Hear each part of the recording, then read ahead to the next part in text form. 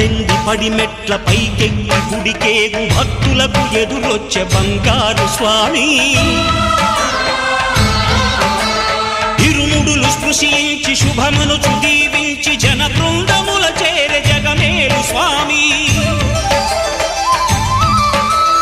తన భక్తులనరిల్చు తప్పులకు తడబడి ఒక పక్క ఒరిగెన ఓంకారమూర్తి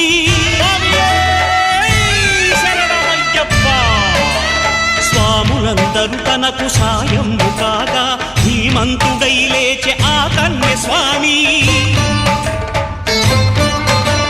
పట్టబంధము వీడి భక్తతతికై